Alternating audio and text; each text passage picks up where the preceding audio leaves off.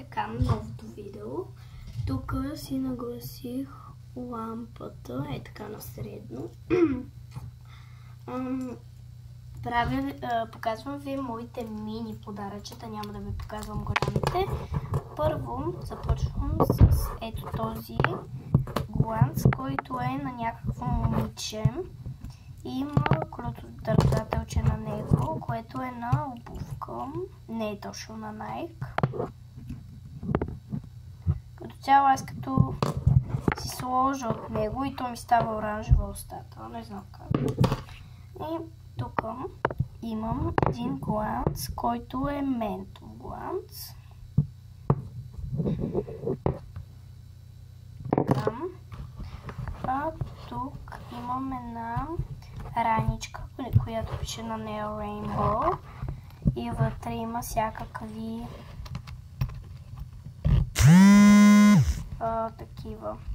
Чакайте, че дойде на пратка от му и затова бръмчи така. Така. Тук, ако искате да отварям такива пратки, просто тук излизат някакви отстъпки от тему и затова. Така дрънчи. Тук имаме и малка линейка. Сега няма да вадя всички места. Много са. Ще извадя тези, които не съм отваряла. Ето гумичката не съм я отворила. Защо не мога да отворя? Кажи ми защо?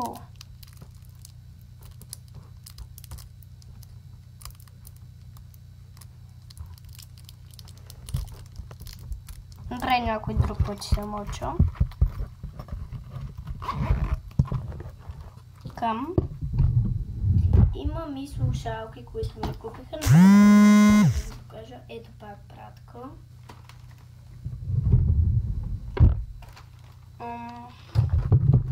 Следващото нещо е тези тълкописци. Имам, които има и смесени цветове от тях. И имам още слушалките сега не мога да ви покажа, защото са в един рафт. И да, това беше всичко от мен. Надявам се да ви е харесало видеото и да, чао!